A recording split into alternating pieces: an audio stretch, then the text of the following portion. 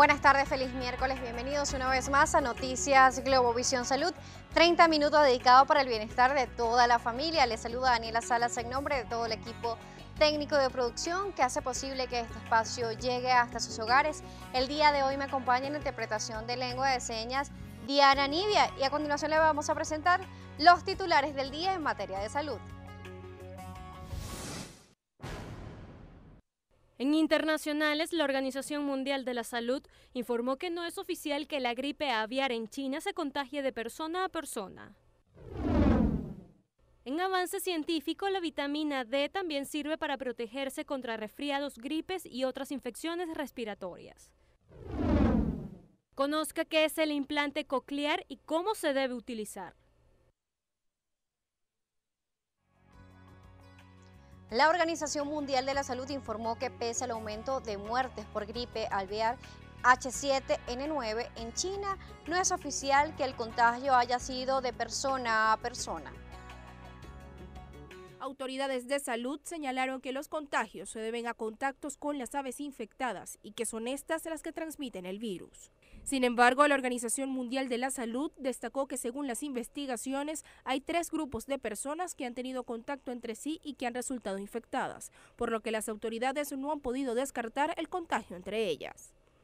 Desde que comenzó el año, las autoridades han informado de 271 casos de contagio del H7N9, de los cuales 88 fallecieron a causa de esta enfermedad.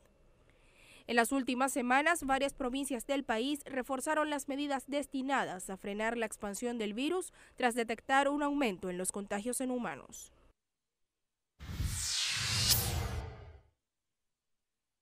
Según un nuevo estudio, el virus de la rabia, el más temido por los humanos, podría ser la cura del cáncer. Veamos más de este avance científico. La rabia es una enfermedad infecciosa transmitida principalmente por algunos animales a través de la saliva. Debido a esto, expertos crearon unas nanopartículas en forma de esfera, que funciona como receptores del sistema nervioso central. Estas pequeñas partículas tienen la capacidad de destruir los tejidos blandos del cuerpo por medio del láser. Las nanopartículas recorrieron el mismo camino que el virus de la rabia a través del sistema nervioso central. Eso haría a estas proteínas buenos candidatos para el tratamiento del cáncer. Los expertos precisan que las biomoléculas de la rabia reconocen el tipo de tejido y las células cancerígenas. Expertos lograron demostrar que la esperanza de vida continúa en aumento en los países en desarrollo. Hasta hace poco, muchos científicos pensaban que la esperanza de vida no superaría los 90 años, pero tras combinar 21 modelos para predecir la evolución de la esperanza de vida en 35 países desarrollados, los investigadores llegaron a la conclusión de que las mujeres surcoreanas eran susceptibles de superar los 90 años de aquí a 2030. También progresará la esperanza de vida entre los hombres y la diferencia con las mujeres que son más longevas tenderá a reducirse en 2030, excepto en México, donde aumentará ligeramente. En Chile, Francia y Grecia, donde ambos sexos progresarán de forma similar. Según las últimas cifras publicadas el año pasado por la Organización Mundial de la Salud, los 3 países con mayor esperanza de vida en 2015 para las mujeres era Japón, Singapur y España, y para los hombres, Suiza, Islandia y Australia. El dato mejorará claramente en Corea del Sur, donde se mejoró el acceso a los cuidados médicos, junto con los que promueven una alimentación sana entre los niños y adolescentes. La vitamina D no solo funciona para fortalecer la regularización de los niveles de calcio y fósforo. Estudios demostraron que también sirve para proteger contra resfriados, gripes y otras infecciones respiratorias. Tras una investigación realizada en 14 países, se halló la primera prueba definitiva de la relación entre la vitamina D y la prevención de la gripe. Los efectos son mayores en las personas que tienen bajos niveles de este nutriente, que se encuentra en algunos alimentos y es absorbida por el cuerpo, también cuando la piel se expone a los rayos solares. Mucha gente, principalmente de países con climas fríos y nublados, no tienen suficiente vitamina D. Según los científicos, la vitamina D protege contra infecciones respiratorias, incluyendo la bronquitis y la neumonía. Esto coincide con la observación de que los resfriados y gripes son más comunes en épocas de frío y lluvias, cuando los niveles de vitamina D son más bajos.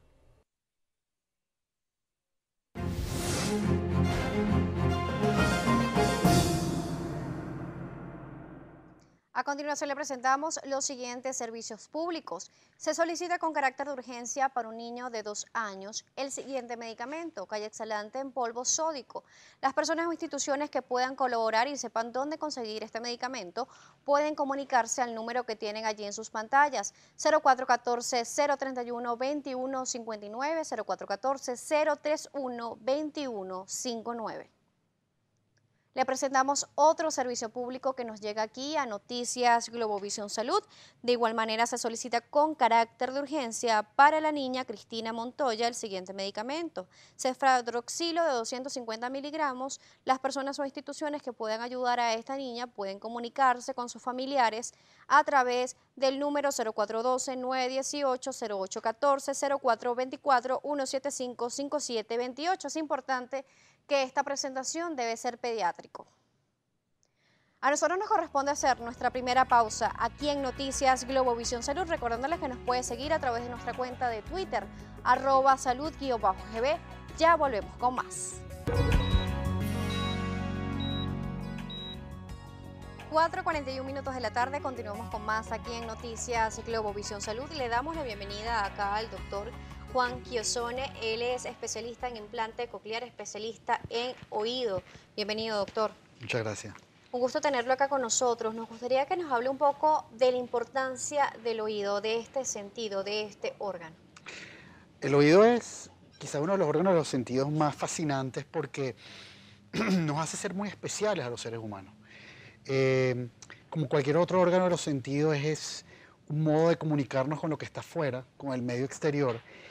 Pero en los seres humanos particularmente los hace ser diferentes porque nosotros tenemos lenguaje y constituye uno de los elementos fundamentales para justamente desarrollar ese lenguaje hablado, ese lenguaje oral. Por eso lo hace específicamente particular, porque si bien hay otras formas, otros animales tienen formas de comunicación, evidentemente para el ser humano el lenguaje es la forma más elaborada de comunicación.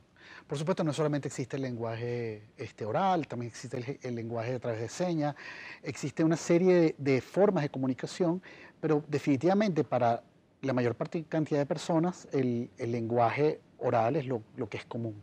Y ese es este órgano, el oído, el encargado de recoger todas estas señales y tener todo este proceso de transformación para que llegue a nuestro cerebro y tengamos la comprensión. Exactamente, codificarlo. ¿Cómo es la estructura del oído? ¿Qué tenemos en el oído que lo hace tan fundamental para este proceso?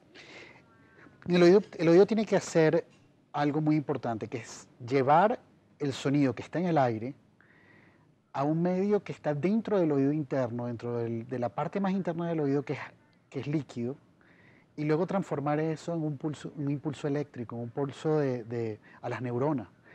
Y eso lo hace ser un transductor muy complejo, que quisiéramos, si uno quisiera, digamos, hacer uno artificial, sería extremadamente difícil, porque es complejo y perfecto. Y por eso, a la vez, es muy delicado, porque es susceptible a lesionarse, es susceptible a enfermar por su exposición que tiene al exterior y, por supuesto, todas las consecuencias que eso puede traer en el futuro. Muy bien, doctor. Vemos que el oído tiene diferentes estructuras, tiene la cóclea, tiene la membrana, en diferentes fases en sus oídos. Tenemos el oído externo, el oído medio. ¿Cómo es este proceso? ¿Cuál es la estructura que tenemos en el oído? Lo más importante es que el sonido entra por el conducto que todos vemos y tenemos. La oreja para los seres humanos no es tan importante, pero es muy importante estéticamente, por supuesto. Pero sirve como para recolectar esas ondas sonoras. Eso llega al tímpano de los huesecitos, que lo que hace es vibrar, es concentrar toda esa cantidad de ondas sonoras y llevarlas al caracol, a la cóclea, que es lo que está en lo más profundo ahí en el oído. Dentro del caracol hay unas células que son como unas células que tienen unos pelitos, que se llaman células ciliadas. Cilios quiere decir pelos. Esos pelitos se mueven. Al momento que se mueve ese líquido por el sonido, esos pelitos se mueven y producen estimulación al nervio, que están conectadas esas células. Nacemos con un número predeterminado de esas células y al tiempo vamos perdiendo. Toda esa información que va del nervio va después al cerebro, que es lo que es la parte más compleja. Y al final es lo que nosotros percibimos como sonido. Hablemos de la pérdida auditiva entonces, los niveles de pérdida auditiva, cómo se van presentando, cómo se va manifestando, cuáles son las manifestaciones que tiene el paciente, además ustedes como especialistas, cómo lo van determinando, cómo van sabiendo que están en ese proceso, que el paciente no escucha bien o que algunas ondas no la detecta de manera correcta. Como órgano podemos tener pérdidas auditivas que van en las tres partes del órgano de la audición. Podemos tener problemas en el oído externo, por ejemplo, un niño que nace sin conducto, no escucha, o por ejemplo tenemos problemas en el oído medio, donde los huesecitos o el tímpano se rompió, o los huesecitos no están conectados, pero esas cosas las podremos eventualmente corregir con algún tipo de cirugía y podemos regresar la audición a lo que supuestamente debería ser normal. Muy bien. El problema es cuando todo ocurre adentro, porque adentro es donde están las células más finas, que es la parte nerviosa, que es lo que no podemos rehacer, que es lo que no podemos reestructurar, que es lo que no podemos hacer volver a crecer. Y es entonces allí donde hay esas pérdidas auditivas del oído interno. Entonces las primeras las podemos tratar, las segundas son un poco más difíciles de tratar. Las segundas las podemos tratar con audífonos, cuando perdemos audición con la edad, o un niño que nace y tiene problemas con audición y no es completamente esa audición normal, la podemos corregir con audífonos o con un implante coclear, por ejemplo. Por ejemplo, antes de irnos al implante coclear, me gustaría que nos explique un poco de cómo es el comportamiento de nuestro oído a altos niveles de sonidos. Por ejemplo, cuando nos colocamos audífonos muy altos, ¿cómo es el comportamiento de nuestro oído? ¿Por qué se afecta? Sí, fíjate, hay dos cosas importantes. Yo hablaba de esas pequeñas celulitas que tienen esos pelitos. Ellas son muy sensibles y por supuesto que en la medida que nosotros coloquemos muchísimo sonido, ellas van a sufrir. Entonces esos pelitos que deben estar perfectos se empiezan a perder y esas células empiezan a morir. Y en la medida que eso van muriendo esas células, no las podemos recuperar. Y en la medida que más células de esas se mueran, perdemos audición. Entonces, ¿qué hace el sonido? El sonido a altas intensidades, por un periodo muy largo de tiempo, lo que ocurre es que se mueren o se lesionan y se lesionan para siempre. Al principio puede pasar lo que en todos nos ha pasado. Vamos por un sitio donde hay una música muy fuerte, salimos de ese sitio y sentimos como los oídos tapados y como un zumbido en el oído. Al rato eso pasa. Eso es temporal. Pero el problema es que si eso lo vamos repitiendo y repitiendo y repitiendo y repitiendo, deja de ser temporal y se convierte en definitivo. Y entonces cuando empezamos a ver que la persona tiene pérdida auditiva. Una sola nota sobre los audífonos. Los audífonos no son el principal problema. Muy bien. El principal problema es cuando nos exponemos a ruido, ese ruido ambiental, vamos a una fiesta. Es el volumen alto. Y está irracionalmente alto el volumen. Que inclusive los mismos comensales de la fiesta dicen, oye, qué duro está, no puedo hablar, qué desagradable está. Ahí es donde hay que pensar, tengo que bajar un poquito. ¿A qué nivel deberíamos entonces escuchar por lo menos? Se dice que todo eso depende del tiempo. Si tú tienes un sonido a 105 decibeles por más de 20, 30 minutos pudiera hacer daño. Eso también es individual, no todo el mundo reacciona igual. Pero evidentemente si tenemos sonidos por encima de 105, 110, 120 decibeles ya inclusive produce dolor. Y eso es importante. ¿Cuál es la importancia de esa cera que tenemos en el oído? Muchas personas la tratan de quitar por completo. ¿Es necesaria? ¿No es necesaria? ¿Cuál es su opinión como especialista en oído? Es muy necesaria porque está allí. Y es muy necesaria porque es parte de ese microambiente que tiene el conducto. Imagínense que el conducto es como un tubo cerrado que está a 37 grados, es oscuro, tiene la temperatura perfecta. La cera, solamente porque es ligeramente ácida, permite protegernos de las infecciones. Es una barrera. Una barrera que puede ser química, puede ser mecánica. Mecánica porque es pastosa, entonces evita que cosas entren. Ahora, hay una cosa interesante, se forma en la parte de afuera, no se forma en la parte de adentro. Y cuando tratamos de limpiar y lo limpiamos sin ver, muy probablemente lo que estamos haciendo es empujando la cera a donde no debe haber cera, porque no se produce allí. Entonces lo ideal es tratar de evitar la limpieza obsesiva o compulsiva de los oídos y solamente limitarse a lo que podemos limpiar por fuera y podemos ver. Hay personas que utilizan inclusive líquidos para limpiar el oído.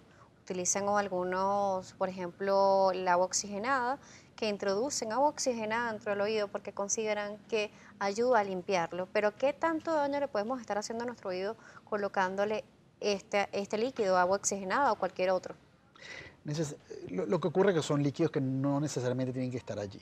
Y cualquier cosa que estemos colocando que no debe estar allí potencialmente puede producir un problema. Que siempre una limpieza de oído con agua oxigenada pueda producir un daño, no, eso no es así. Pero evidentemente hay que tratar de evitar colocar cosas que no deberían estar allí.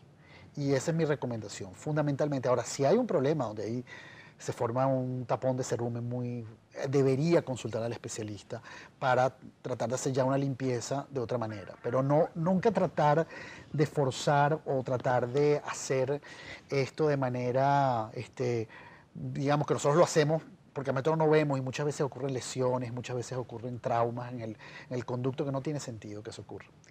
Antes de irnos al corte, ¿nos podría definir qué son las otitis y más o menos cómo son tratadas por ustedes?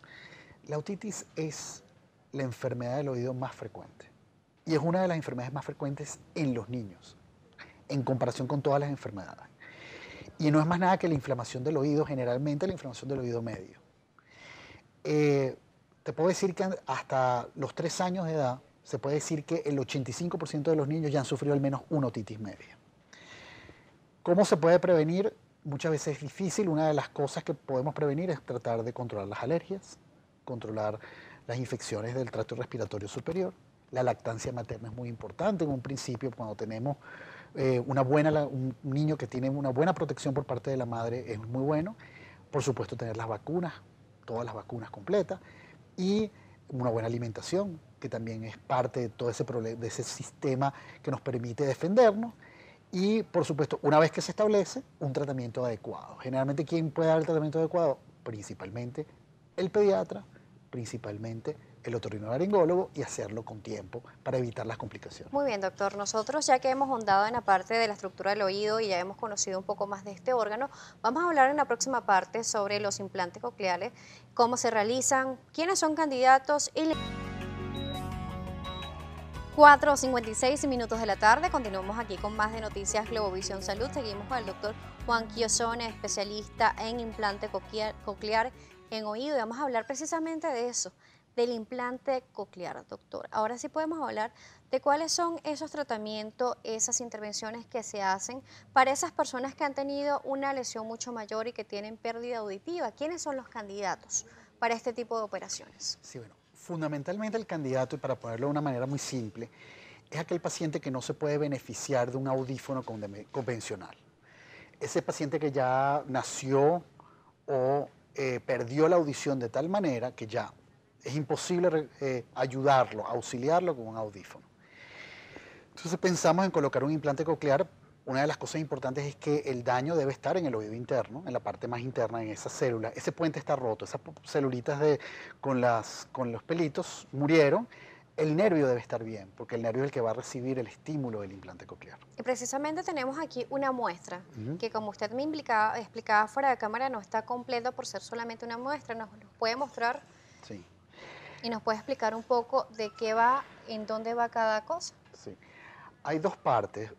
Hay una parte que viene siendo la parte interna del implante, que viene siendo esto. Esto es lo que se coloca adentro del paciente. Lo que está en el extremo, muy delgado, muy fino, eso viene siendo lo que va dentro del caracol, lo que va dentro de la cóclea, que es realmente lo que tiene los electrodos. Esto no es más nada que un receptor, y esto es la antena donde va a recibir la señal que viene de afuera, igual que la energía. Una vez que esto se coloca a través de una cirugía en el paciente, un mes después colocamos este dispositivo que se parece mucho a un dispositivo auditivo, con la diferencia que tiene esta antena. Esta antena va a llevar la información a la parte que está dentro y va entonces a funcionar. Esto va a recibir, a través de un micrófono recibe el sonido, lo transforma en la información que va a llevar posteriormente a la parte interna que está acá. Y ellos dos se conectan a través de la piel y van a llevar la información a la parte que está dentro. ¿Qué tan complicada es esta operación, doctor? Es una operación que No es una operación compleja o riesgosa, es una operación delicada, requiere entrenamiento para poderlo hacer, requiere conocer muy bien el oído, conocer muy bien la anatomía del oído, además de todo, conocer muy bien y preservar las estructuras finas del oído. No es una cirugía que conlleve un riesgo al paciente, es relativamente una cirugía muy segura y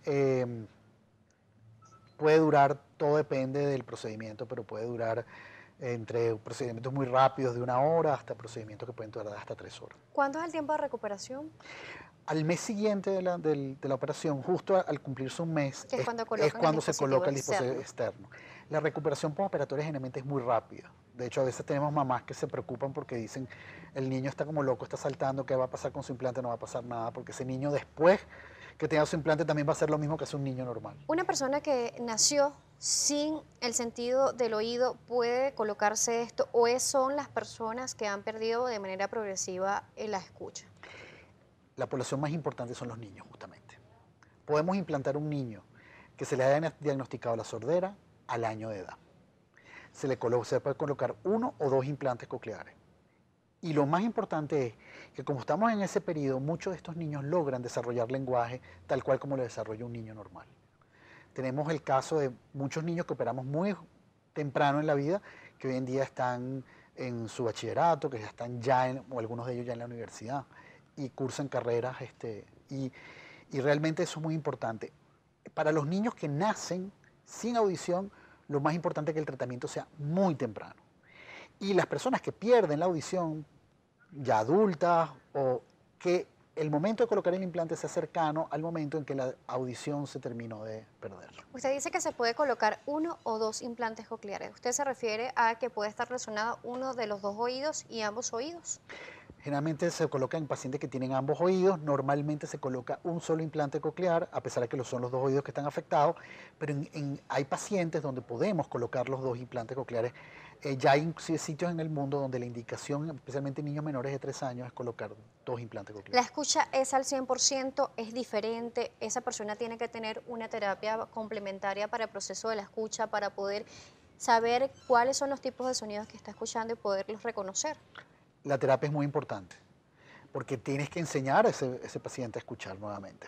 El que perdió la audición y el que la va a ganar ahora con esto. O sea, la terapia es fundamental. ¿Y cómo escuchan? Esa es una gran pregunta. Hoy en día sabemos cada vez más, pero te puedo decir que escuchan casi como escuchamos nosotros. Muy bien, doctor. Antes de finalizar la entrevista, me gustaría darle un mensaje que nos llega a través de nuestra cuenta de Twitter. La hace el señor Luis Escribani. Dice, buenas tardes, soy implantada, mi nombre es Caroni Escribani. Saluda al doctor, es el mejor. Me imagino que, bueno, que en algún momento fue su paciente, sí, pues no. Le envía un saludo a través de nuestra cuenta de Twitter.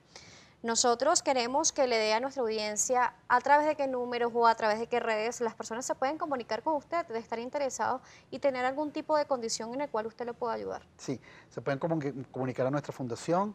Los números son en Caracas 0212-991-0631 y estamos tanto mi cuenta personal en Twitter @jchosonek o @fbotología y a través de Facebook con mi nombre o a través de Fundación Venezolana de Otología. ¿Alguna recomendación final que quiera dar? Bueno, lo importante es que haya motivación. Tenemos muchísimos problemas en términos de poder conseguir los implantes cocleares en este momento.